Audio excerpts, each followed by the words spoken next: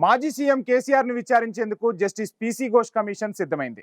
Kaleshwaram project నిర్మాణంలో జరిగిన అవకతవకలు, పొరపాట్లపై ఇప్పటికే అనేక మంది అధికారులు, ఇంజనీర్లను విచారించిన ఘోష్ కమిషన్ కు ఫుల్ ఫీడ్బ్యాక్ ఉంది. మరోవైపు ఎన్డీఎస్ఏ ఇచ్చిన నివేదికలు కూడా అందుబాటులో ఉన్నాయి. ఇలా అన్ని రకాలుగా సేకరించిన ఆధారాలను, సాక్ష్యాలను ముందు పెట్టుకుని కేసీఆర్ నుంచి సమాధానాలు రాబట్టేందుకు చేయాల్సిన కసరత్తుకు రంగం సిద్ధమైంది. కేసీఆర్ ను ఏ అంశాల గురించి ప్రశ్నించాలి, ఏ విషయాలపై వివరణ తీసుకోవాలి, ఏ సందిగ్ధతలపై స్పష్టత తీసుకోవాలి అనే వాటిపై జస్టిస్ ఘోష్ ఓ అంచనాకు వచ్చినట్లు తెలుస్తోంది.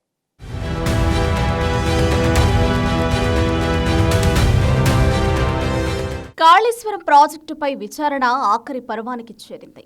ముఖ్యమైన అధికారులు, ఇంజనీర్లను పలు దఫాలుగా విచారించిన జస్టిస్ పినాకి చంద్రఘోష్ కమిషన్ చివరిగా మాజీ ముఖ్యమంత్రి కేసీఆర్, మాజీ మంత్రులు హరీష్ రావు, ఈటెల రాజేందర్లను విచారించడానికి రంగం సిద్ధం చేసుకుంది. ఈ ముగ్గురిని విచారణ కమిషన్ ఏమడుగుతుంది, వారేం చెబుతారు అనేది సర్వత్రా ఆసక్తి కలిగిస్తోంది.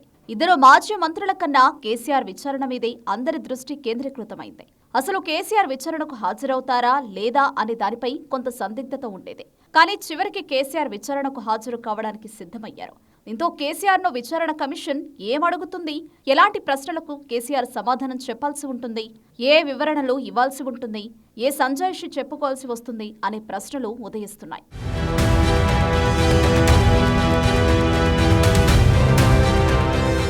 కేసీఆర్ ను విచారించడానికి ఘోష్ కమిషన్ సర్వం సిద్ధం చేసుకున్నట్లు సమాచారం. కేసీఆర్ ను అడగడానికి ఇప్పటికే ప్రశ్నావళి కూడా రూపొందించుకున్నట్లు తెలిసింది.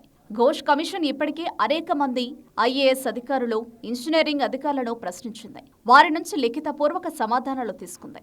దాదాపు అందరూ కూడా కాళేశ్వరం విషయంలో నాటి ముఖ్యమంత్రి కేసీఆర్ ఆదేశాలను మాత్రమే తాము అమలు చేశామని చెప్పేశారు. తామెవరమూ సొంత నిర్ణయాలు తీసుకోలేదని స్పష్టం చేశారు. డిజైన్లు ఆమోదించడం, బ్యారేజీలు నిర్మించాల్సిన స్థలాలను నిర్ధారించడం, నీటి నిల్వ విషయం, బిల్లుల చెల్లింపులు అన్నీ కూడా కేసీఆర్ ఆదేశాల మేరకు మాత్రమే జరిగాయని సీఎంఓ నేరుగా మానిటరింగ్ చేసిందని అధికారులు ఇప్పటికే కమిషన్కు చెప్పారు. దీంతో నాటి సీఎంఓ అధికారి స్మితా సబర్వాల్ ను కూడా కమిషన్ ప్రశ్నించి సమాధానాలు రాబట్టింది. అధికారులమంతా తమ మాత్రం నిమిత్తమని, అంతా కేసీఆర్ చేశారని చెప్పారు. దీంతో ఇప్పుడు చివరిగా కేసీఆర్నే విచారించాలని కమిషన్ నిర్ణయించింది.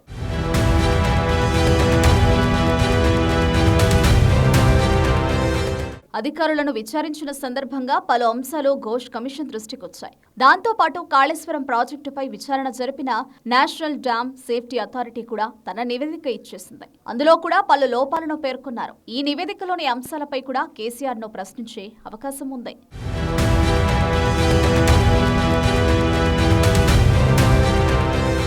నిర్మాణ స్థలాన్ని మీరే ఖరారు చేశారా?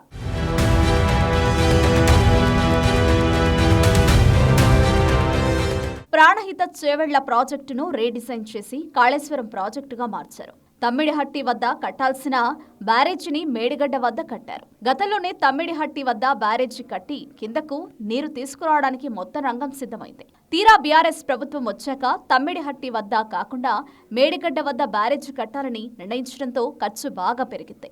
మేడిగడ్డ వద్ద బ్యారేజీ కట్టాలన్నది కేసీఆర్ నిర్ణయమే అని ఇప్పటికే అధికారులు విచారణ కమిషన్ కు చెప్పారు. అధికారులు ఇచ్చిన సమాధానాల ఆధారంగా కేసీఆర్ ను కమిషన్ ప్రశ్నించే అవకాశం ఉంది.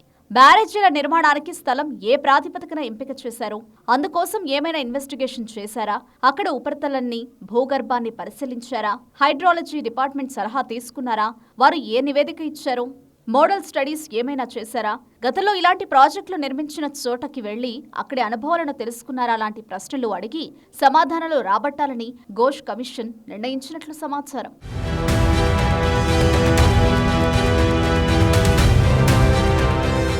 డిజైన్ల తయారీ, ఖరారులో మీ పాత్ర ఏమిటి?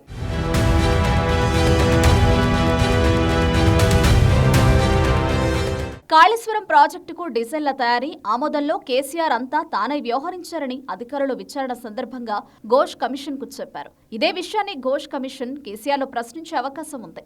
డిజైన్లు ఎవరు తయారు చేశారు, ఆ డిజైన్ ను మీరు ఏ ప్రాతిపదికన ఆమోదించారు, థర్డ్ పార్టీ ఒపీనియన్ తీసుకున్నారా, లోపాలను ఎందుకు గుర్తించలేదు, క్వాలిటీ కంట్రోల్ విభాగం ఎప్పటికప్పుడు పరీక్షలు నిర్వహించిందా, ఎన్ని సంస్థలకు డిజైన్లు వేసే అవకాశం ఇచ్చారు, ఎవరి సిఫార్సు మేరకు డిజైన్లు ఆమోదించారు, దీనికి ఎలాంటి పద్ధతి అవలంబించారు, డిజైన్లు ఆమోదించాలని మీకు మీరుగా నిర్ణయం తీసుకున్నారా, అధికారులు లేదా ఎవరైనా నిపుణుల అభిప్రాయం తీసుకున్నారా, డిజైన్లలో అనేక లోపాలున్నాయని తేలింది.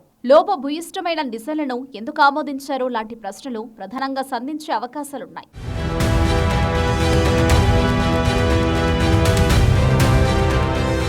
సిపిజిలో లీకేజీలకు కారణాలేంటి?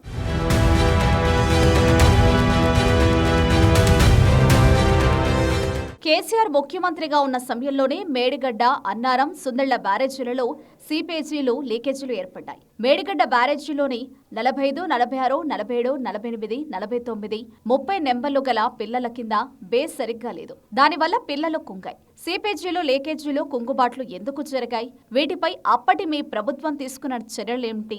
ప్రాజెక్టు కట్టిన కొద్ది రోజులకే పిల్లలు ఎందుకు కుంగిపోయాయి? నిర్మాణంలో లోపాలున్నట్లే కదా, లోపాలను మీ ప్రభుత్వం గుర్తించలేదా? లోపాలున్న బ్యారేజీని ఎందుకు ఉపయోగంలోకి తీసుకొచ్చారో? మేడిగడ్డ వద్ద నీటిని పంపింగ్ చేయడం ప్రారంభించినప్పటి నుంచే 3 బ్యారేజీలలో లోటుపాట్లు బయటపడితే ఎందుకు పట్టించుకోలేదు? నిపుణుల సలహాలు ఎందుకు తీసుకోలేదు? డ్యామ్ సేఫ్టీ అథారిటీని ఎందుకు సంప్రదించలేదు?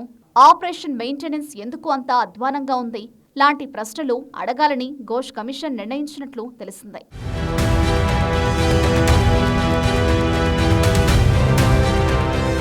హడావిడిగా బిల్లులు ఎందుకు చెల్లించారు?